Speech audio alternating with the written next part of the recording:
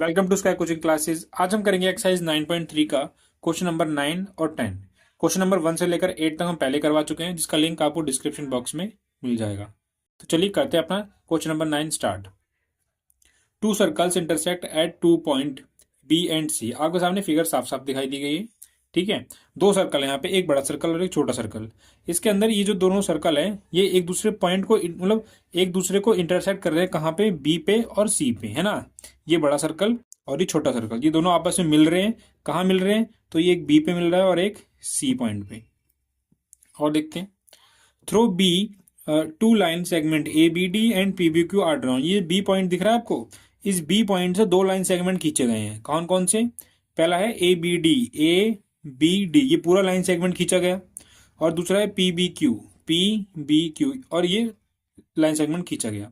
जब हमने point B से ही इन दोनों लाइन सेगमेंट को खींचा, तो जहां जहां ये जो पॉइंट है ना, ये और ये सर्कल को टच कर रहे हैं, यानी ये सर्कल को इंटरसेक्ट कर रहे हैं। वो कौन कौन से पॉइंट है? ए पी क्यू और डी। ठीक है, आगे देखते हैं। Prove that angle A C P is equals to angle Q C D. हमको ये प्रूफ करके दिखाना है कि जो एंगल ए सी पी है वो एंगल क्यू सी डी के बराबर है।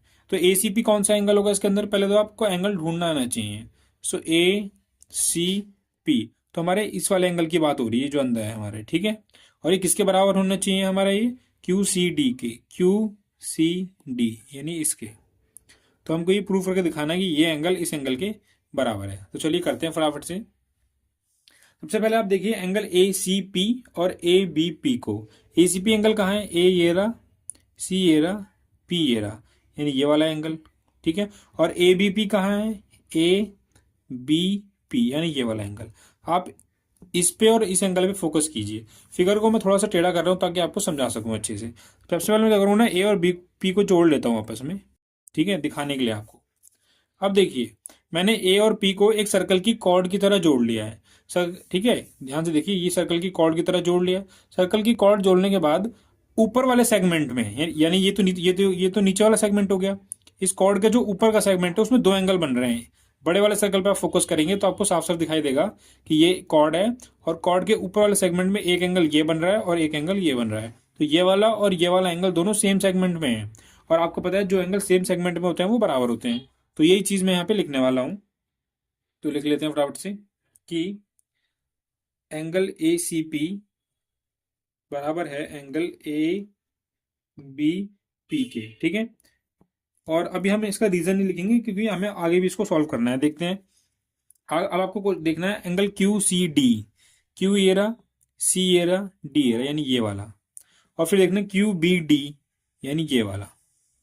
अब मैं इनको जोड़ लेता हूं। ठीक है, अब देखिए, मैंने क्यू और डी को जोड़ लिया। ये आपको छोटे वाले सर्कल से फोकस करना है। क्यू और डी को जोड़ने के बाद ये एक कॉर्ड की तरह काम कर रहे हैं। ठीक है, और कॉर्ड की नीचे का एंगल, नीचे वाला सेगमेंट और ऊपर वाले सेगमेंट, तो हमें फोकस करना है ऊपर वाले सेगमेंट में। तो ऊपर वाले सेगमेंट में दो एंगल बन रहे हैं, एक ये और ये, इस छोटे ट्रायंगल के अंदर, ये वाला और ये वाला। इसका मतलब ये दोनों एंगल, ये और ये सेम सेगमेंट में हुए, और जो एंगल सेम सेगमेंट में होते हैं वो आपस में बराबर होते हैं। तो मैं ये चीज लिख लूंगा फिगर थोड़ा साइड रख के कि angle Q C D is equals to angle Q B D. और दोनों का जो सेम रीजन है वो यहाँ पे क्या दूंगा मैं, कि angle in the same segment are equal. तो मैं लिख लेता हूं कि angle in the same segment are equal, कि जो एंगल सेम सेगमेंट में होते हैं वो आपस में बराबर होते हैं। इसलिए ये इस फर्स्ट वाले का रीजन भी यही था और सेकंड वाले का रीजन भी यही था। अब आप फिगर को ध्यान से देखिए। अब आपको देखना है angle A B P, A B P यानी ये वाला एंगल, और दूसरा आपको देखना है क्यू बी डी यानी ये वाला एंगल। आपको साफ साफ दिखाई दे रहा होगा कि ये दो लाइन सेगमेंट आपस में कट रहे हैं, एक ऐसे जा रहा है और एक ऐसे जा रहा है। ठीक है, कुछ इस तरीके से, एक ऐसे और एक ऐसे। जब ये दो लाइन सेगमेंट ऐसे कटते हैं तो यहाँ पे जो एंगल बनते हैं वो होते हैं आपके वर्टिकली अपोजिट एंगल।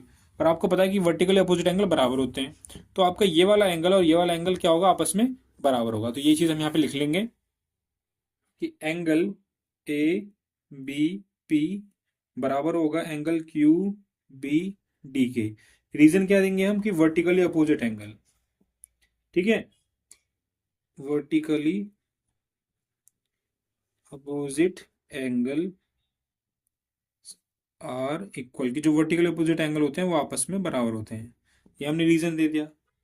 इसको हम मान लेते हैं इक्वेशन नंबर 1, इसको मान के चलेंगे इक्वेशन नंबर 2, और ये जो वाला है इसको मान के चलेंगे इक्वेशन नंबर हम 3। हम इक्वेशन नंबर 1 2 3 से हम कुछ लिखने वाले हैं। क्या?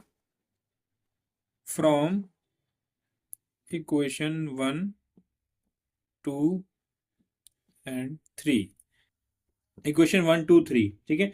सो इक्वेशन 1 2 3 से हम क्या लिखेंगे, देखिए पहले इसको यहाँ से शुरू करते हैं। सो एंगल ए सी पी ये बराबर है एंगल ए बी पी के, तो लिख लेते हैं is equals to angle A B P. अब एंगल ए बी पी किसके बराबर है? एंगल ए बी पी बराबर है एंगल क्यू बी डी के, तो लिख लीजिए एंगल क्यू बी डी। और एंगल क्यू बी डी किसके बराबर है? क्यू बी डी बराबर है क्यू सी डी के। So equals to angle Q C D.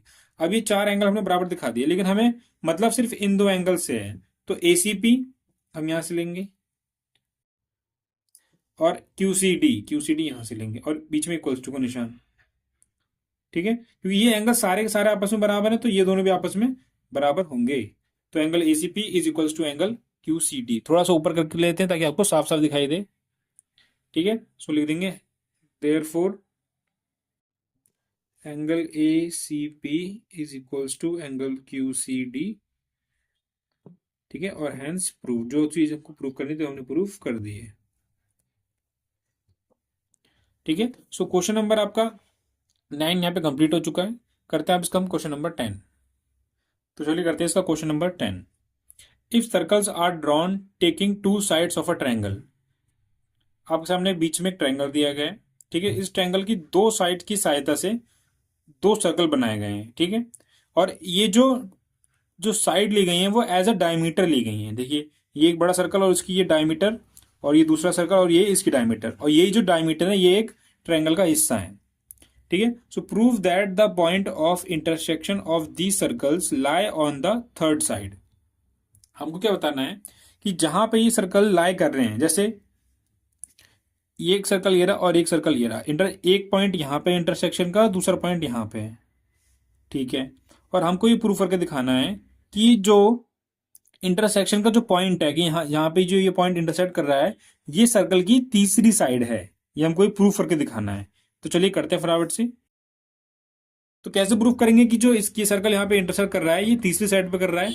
तो ये कुछ इस तरीके से होगा कि हमें डी को किसी की तरह करके बीसी का एक मिड पॉइंट प्रूव करके दिखाना पड़ेगा, ठीक है। अगर डी को हम बीसी का मिड पॉइंट प्रूव कर देते हैं तो ये प्रूफ हो जाएगा कि जो ये सर्कल इंटरसेक्ट हो रहा है वो सर इस ट्रायंगल की तीसरी साइड के ऊपर हो रहा है। करते हैं फटाफट से इसको। तो सबसे पहले लिख लेंगे हमें कौन कौन सी चीज गिवन दी गई है, ठीक है। सो गिवन, तो गिवन में हमें दिया गया है कि दो सर्कल हैं। So two circles with diameters A B and A C, जो ठीक है। सो दो सर्कल दिए गए हैं जिनकी डायमीटर ए बी और ए सी है, और वो क्या कर रही है, इंटरसेक्ट कर रही है, ठीक है। So intersect at A and D. आप फिगर में देख सकते हैं ये जो ए बी और ए सी है ये कहाँ का इंटरसेक्ट कर रही है, ए पे और डी पॉइंट पे, ठीक है। और हमें प्रूफ करके क्या दिखाना है? सो टू प्रूफ में हम लिख लेंगे कि हमको ये प्रूफ के दिखाना है कि जो डी है, यानी डी लाइज ऑन ए सी नहीं बी सी, हमारी थर्ड साइड है हमारी बी सी, ठीक है। बेसिक में हमको ये प्रूफ करके दिखाना है कि जो इंटरसेक्शन का जो दूसरा पॉइंट है डी, ये थर्ड साइड पे है यानी बी सी पे है, ठीक है। ये फिगर जो डी है वो हमें बी सी पे मौजूद है, ये हमको प्रूफ करके दिखाना है। चलिए करते हैं फटाफट से।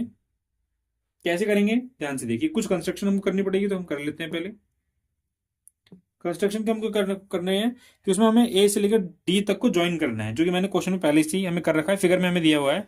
हमने ए को डी से ज्वाइन कर रखा है, तो हम लिख देंगे यहाँ पे जो हमने कंसेप्ट किया है। सो ज्वाइन ए डी, ठीक है। तो ए को डी से हमने ज्वाइन कर लिया।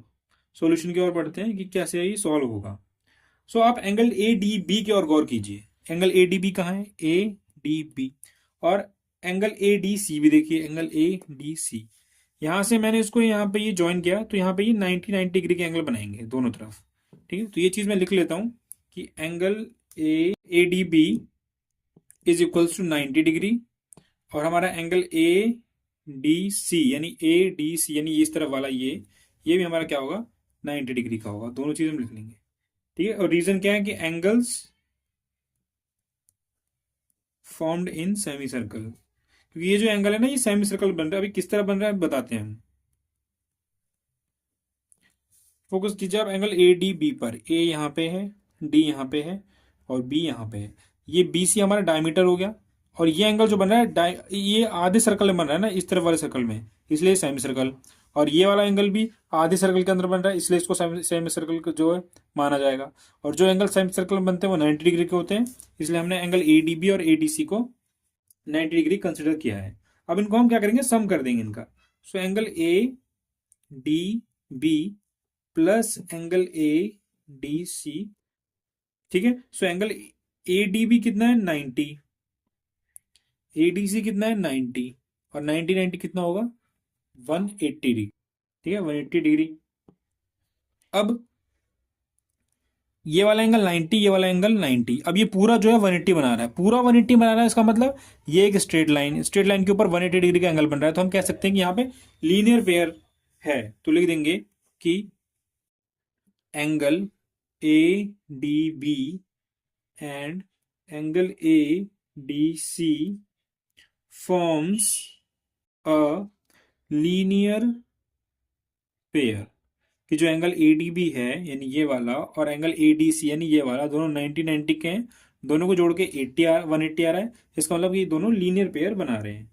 ठीक है, और अगर ये लीनियर पेयर बन रहा है, यहां से लेकर यहां तक लीनियर पेयर बन रहा है, इसका मतलब क्या होगा कि ये जो बी डी सी है यानी पूरी पूरी एक स्ट्रेट लाइन है, क्योंकि लीनियर पेयर हमेशा एक स्ट्रेट लाइन के ऊपर बनता है।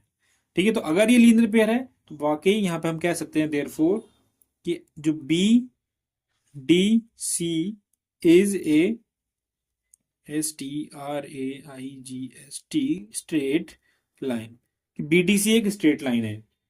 ठीक है, अगर BDC एक स्ट्रेट लाइन है, इसका मतलब दो लाइन तो हमें पहले से दी इस ट्रायंगल के अंदर, AB AC, और BDC भी एक स्ट्रेट लाइन हो गई। तो इसका मतलब क्या हुआ, ये सर्कल की ये ट्रायंगल की थर्ड साइड है। और इसके अंदर जो ये D पॉइंट दिया है ये इसी के अंदर आ रहा है, क्योंकि इसका नाम पूरा BD से आप देख सकते हो। B स्टार्टिंग में, C एंड में है ना, और D इसके सेंटर में।